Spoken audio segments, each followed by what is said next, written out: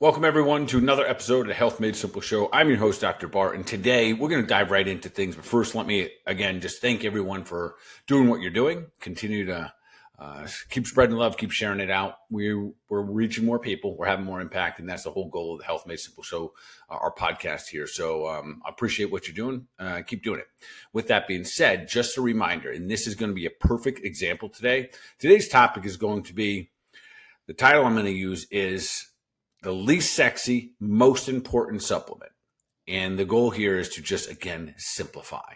There's so much for us to chase out there. And I'll talk about my love-hate relationship with supplements in just a moment here. But there's so much for us to chase here. But hopefully, as you guys are to listen to this, every time you walk away, hopefully, my goal is that something I've said has just simplified it a little bit. And understanding, and today we're going to talk a little bit about one particular supplement that I believe is flat out, I'm not going to say probably, it is the least sexy, but probably the most important supplement that we could be taking. And I'll get into those and I'll make my arguments for those in just a moment. So again, health is simple, folks. This is not rocket science. We are designed in the eyes of perfection from our creator. I call that God. Made us so we are self-healing, self-regulating mechanisms. And our job is just to get out of the way. And this is a constant reminder. The only way that humans get sick, it comes down to two basic things. One, either you're deficient in nutrients for one reason or another. You're not eating them, you can't absorb them, you can't break them down, or you're toxic, or both. And most likely, we're all experiencing a little bit of both. And that's why I'll have a conversation today a little bit about supplementation. All right, with that being said, let's dive right in. So let me give you some stats first, and you guys will figure out where I'm going here. So there's about 25% up to about 40% of the adults in our country are utilizing a very particular type of medication, and sometimes it's over the counter, sometimes it's prescribed. They're called proton pump inhibitors, and then also just regular antacid, Tums, Rolaids, etc. Now, either one of those, and again, just my disclaimer, I'm not telling anyone to get on and off medications. It's not what I do. That's not what, especially from this podcast, etc. So this is just information for you to level up your health. All right, 25 to 40% of all adults in our country at some point throughout the course of a year are utilizing some type of proton pump inhibitor, which inhibits the natural production of your acid in your stomach. Or people are using things like Tums and Rolaids. They do the same thing. They have little different mechanisms by which they do it, but they're suppressing our natural production of acid. So let me clear a couple things up, because this is where sometimes people are confused. A lot of people think, oh, we're supposed to be alkaline. No, folks, your stomach is supposed to be super, super acidic, very strong acid, meaning that if you, I'm going to make an example here. If you, if you took the acid out of your stomach and poured it on something like a piece of leather or your shoe or something like that, it should be able to burn a hole in it. That's how strong that acid should be. And yet, when we take a proton pump inhibitor, we're inhibiting acid production, and an antacid reduces the effectiveness of that acid. It neutralizes it. So now we have less acid. So you might say, no big deal. That helped me with my acid reflux, heartburn, indigestion. Unfortunately, all of those, this is going to sound crazy, but many of those mean you actually have a lack of hydrochloric acid in your stomach. So before we go any farther, let me discuss about supplements for a moment here. So the reason I'm calling this the least sexy, most important, you're going to get to in just a moment, but let's just talk about the overall conversation about supplements. Right now, I think that there's this nonstop, especially if you're diving in, you're looking at Instagram and Facebook, you see all kinds of really sexy things. Man, this must be the one. If I could tell you or show you on my phone how many people, and I love this. I think it's great. I love the awareness. How many people, though, send me this, a particular supplement they saw on, usually it's Instagram or Facebook, maybe TikTok, and they said it to me, Doc, what do you think of this one? And it's got the promises that this is going to make you, like younger, stronger, faster, grow your hair back, whatever. It's going to do something that sounds miraculous, and there is good marketing. There is good pitch men and women. It's all looking good. And the truth is, it's not how it works. Like it doesn't. If there was one magical thing, we'd all be using it. And that's why we call it marketing. That's why we call it salesmanship, et cetera. But I think that supplements can be beneficial. Absolutely. I have a pretty significant love-hate relationship with supplementation. Here's my love part of it. I love them because they give us an opportunity to fix up deficiencies and toxicities. That's it, folks. And we have very specific ways we can look for deficiencies in very specific ways we can understand what's going on toxic in our body. So we might run a basic CBC panel and see that you have the signs and symptoms of fatty liver disease, high ALT and AST. I give you a beet product, have it take a high dose, like 10 pills for 2 weeks. And we'll often see that fatty liver start to decline. I love supplementation if we know what we're using it for very specifically. But to use supplementation to overcome poor lifestyles, bad habits, no, it doesn't work that way. You know that, I know that. But there's marketing out there that just tries to lure us in. Listen, I watch some of the marketing sometimes. I'm like, holy moly, I need that. And then I take a pause and be like, well, wait a minute. There's absolutely no way that can do that for the human body, because health is a derivative of all of the things, how we move, how we eat, how we sleep, how we think, all of these things. We got to get them all dialed in and foundational. One of the reasons I don't like supplementation is for that very reason. Huge promises that are unkept, huge promises about what they can or cannot do, huge promises that make us sometimes believe that all we need is take a couple supplements and we can get back to all the health and vitality that you want. And you and I, you're listening to this, you know that's not true. I know that's not true. Unfortunately, though, some people buy those things, that one pill that was supposed to correct everything in their lives, and it didn't. And now all of a sudden, they no longer have any faith and therefore won't use them, which is unfortunate because of our food supply, our food chain, you need supplementation. I can make all the arguments, go back and listen to some podcasts I do about soil. We have a massive deficiency in our country solely because of farming practices. So do we need supplementation? I'd say for the most part, yes. And then for anyone out there right now who's listening, but it's so hard, it's so difficult. I understand, but just the fact that you're listening to this tells me that you're still interested in doing what it takes to be the best version of yourself. So I'm going to push back on you a little bit and say, listen, this year is going to be easy relative to next year for you. Every one of us, every year that we get older, we have to do more, and it's probably going to be a little bit more inconvenient, a little bit more uncomfortable, and a little bit more unfamiliar to be healthy. And I don't think anyone that's listening to this is surrendering to that. They're going, okay, I got it. I guess I just need to hear it again. I have to put the work in. And the answer is yes. You, me, every one of us. Nobody gets healthy by accident. Nobody stays healthy by accident. Yeah, you can get away with it in your 20s and 30s and that kind of stuff. Even today, though, that's more and more difficult. All right. The other reasons there's times that I'm not a fan of supplementation is when the products are crap, period. The best that we can, folks, we want to make sure that we are using products. We know where they come from. We know the reputation of the company. We know how they're being formulated, that they're not a whole bunch of synthetics. Ideally, they're coming from soil, from food, from animals, that kind of stuff. And often you can just look on the back of the bottle and just look at the ingredients. You know, there's some companies better than others. Many of you are familiar with my podcast. I use predominantly, there's a company up in Wisconsin called Standard Process. They have their big old farms in there. You look at the ingredients and it talks about foods. Look on the ingredients in the supplements you have at home right now. You look down to the ingredient part, not the assay where that shows how much vitamin B and C, all that stuff. But look down below it and you'll see that for the most part, there's no ingredients there. They just kind of tell you the binders and stuff like that. All right, let's put all that aside and get back to business here. What's the least sexy, maybe the most important supplement you could possibly take? And it's something that contains hydrochloric acid. I know, not sexy. No. It's not going to grow your hair back or anything like that, although it's going to have an impact on pretty much everything that you do. Very specifically, just so we don't lose what I'm pointing to, there's a very specific product I use called Zypan.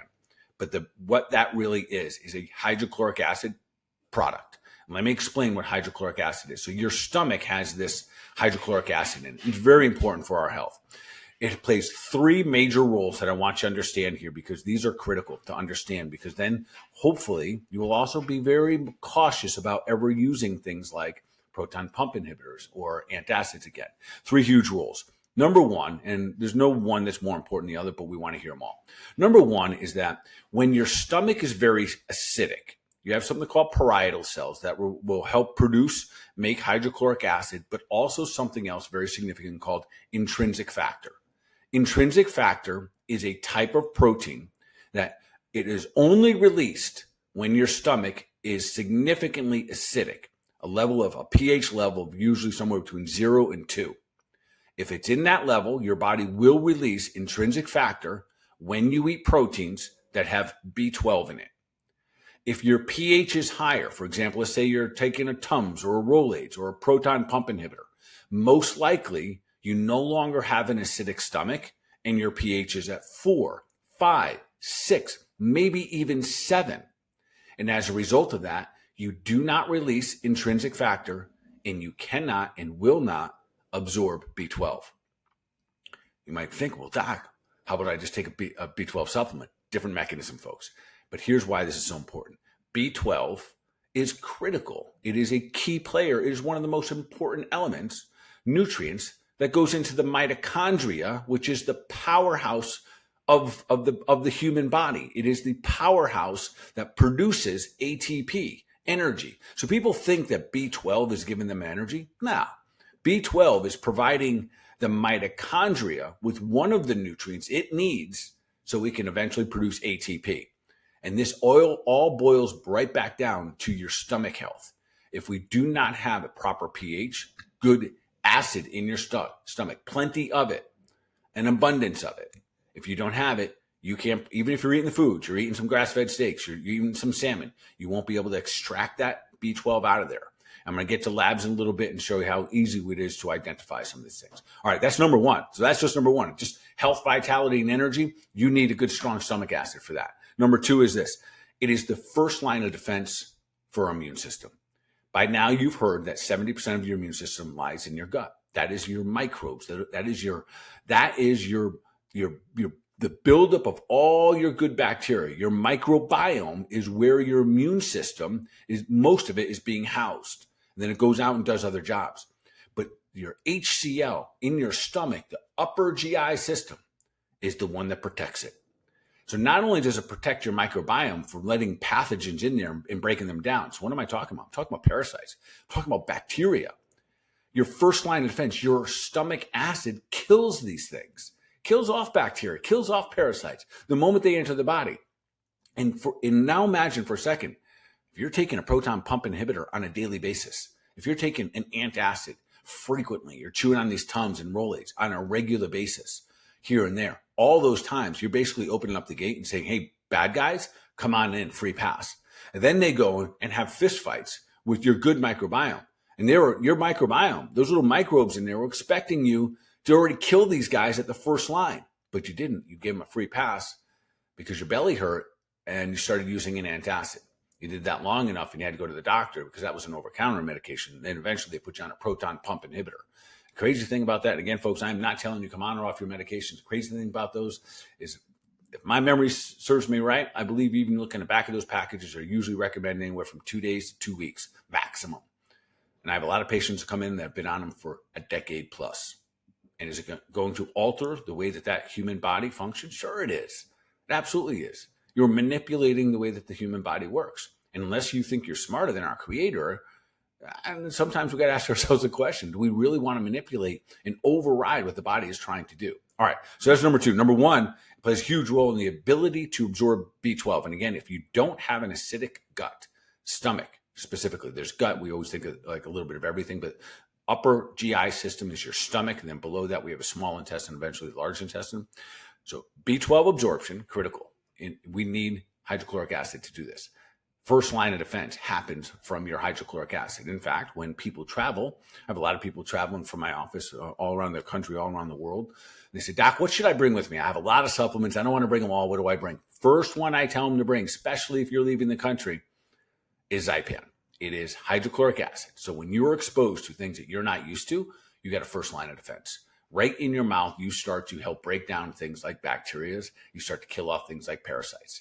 So that is one of my first line of defenses that I recommend for people, especially when they travel. Last but not least, this is the obvious one, but we often forget it.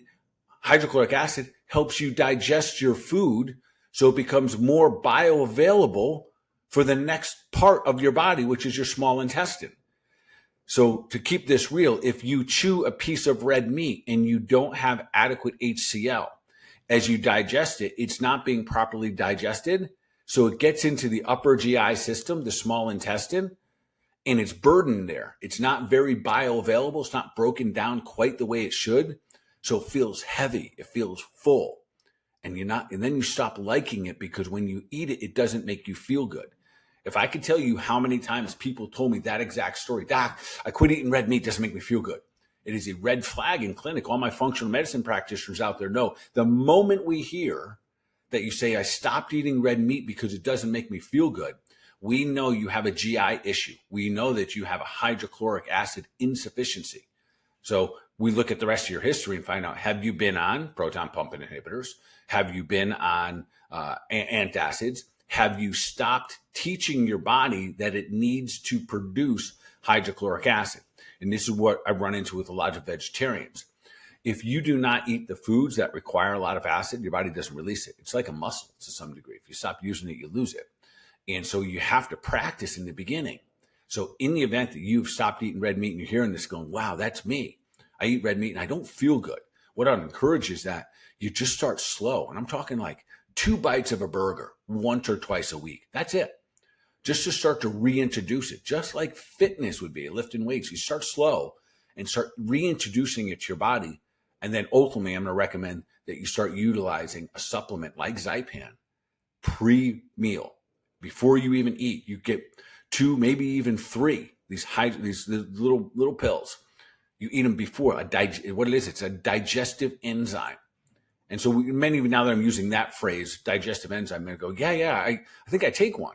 Or I've heard that they're really good for us. I'm going to tell you, I think they're the least sexy, most important supplement we take, because if we don't make our food bioavailable, if we don't protect ourselves, if we don't put ourselves in a position to properly make B12 bioavailable for our mitochondria, everything else you're seeking, energy, vitality, longevity, gut health, all of these things are going to be compromised. So this little supplement, and I'll put in the show notes where to get it and whatnot. I use Zypan. There are other ones out there. There's a couple reasons in particular I like it. It also has a little what's called, this is just almost too much depth here. This isn't keeping it simple, but I'll share this. It has something called ammonium chloride in it. And the ammonium chloride is actually what helps acidify. Most of us have a gut that is out of balance, and it's actually too alkaline in the gut. And therefore, we don't break our foods down. And what happens, what is the reality when you can't break your food down properly? You're just going to lean into wanting more carbohydrates. They're going to make you feel better. And that becomes problematic because in your mind, you're saying, oh, listen, I'm listening to my body. Dr. Bart says, listen to your body all the time. Challenge is if you're not functioning properly, we have to be mindful about even listening to our bodies. We have to first sometimes just look at the data that we collect. Is it functioning properly? And the truth is, a good functioning body should be able to eat, especially the essential amino acids, the keyword essential, and essential fatty acids. So those are fats and proteins from animals. We should be able to eat those without any issues. And if we have an issue with those guys, then we got to look a little bit deeper and figure out what's going on. So let's shift gears here a little bit and talk about if you were to do labs, how would this show up? I don't recommend. There's an HCl test. I don't do it, but you can look at your standard labs and start to get some writing on the wall how you're doing with hydrochloric acid. I'm going to share with you one that is very, very common, and everyone listens to this, especially if you have a young daughter, you're a female out there that's still cycling. There's a high likelihood at some point in your life, you went to the doctor, they told you you're anemic. And if that is the case, meaning that you have low one of two things, either B12 and or iron, often both. And when we start to look at this, especially, as someone who's practicing functional nutrition, functional medicine, we always step back and go, all right, let's get to the root cause. The first question that needs to be asked, do you consume the foods that have B12 and iron in them? And right away, we typically find out not so much. If you think about a 15, 16-year-old girl, are they eating red meat that much? Probably not. I'm not for no other bias other than just being in practice for 30 years. My observation is young girls don't eat a lot of red meat. Okay, so they're not eating the food sources to begin with. And so instead of just pumping up iron pills, that'll make you miserable fast. I'm not advocating big old fat iron pills when you see low iron on a lab test. No, we want to functionally correct this. We want to get to the root cause. So the root cause, how we fix these issues, these B12 deficiencies, how we fix these anemic situations, these iron deficiencies. First, we make sure the food is available. Second, most important, least sexy, maybe most important supplement, you make sure you have some hydrochloric acid. And I almost find across the board that this is a deficiency. But and I have most likely, I could say, thousands of labs, to prove this next statement to be correct, that when you put the right food in and you help your body digest it, levels go up without supplementation, which is pretty cool. And that's often we can correct that if we have the correct behaviors, right? The food choices, and we give our bodies the right tools. So supplementation, yes, hydrochloric acid, but not necessarily iron or B12. And the reason why you need hydrochloric acid. So why is this such an issue? So I used to, well, the data would always tell us this, or if you want to call it the science, would say, once you get past your 30s, the body produces less HCl. I've never really been a big advocate of just saying blaming things on age. So really what we want to talk about is what happens during those 30 years that then slows down or inhibits the body from making the HCl. And it's really toxicities. It's stress and toxicities. And so people that are under prolonged periods of stress and or prolonged periods of having toxins in their body happen to alter their stomach enough, beat it up, damage it. We're talking about birth control pills, we're talking about antibiotics, we're talking about alcohol, we're talking about processed foods, synthetic, glyphosate. All of these different things inhibit the body's ability to defend itself. First line of defense, remember, is hydrochloric acid, especially in the stomach. So now I don't even say 30 years old anymore. Now I basically say, well, let's look at some of the data. So we can look at things like B12. We can also look at homocysteine.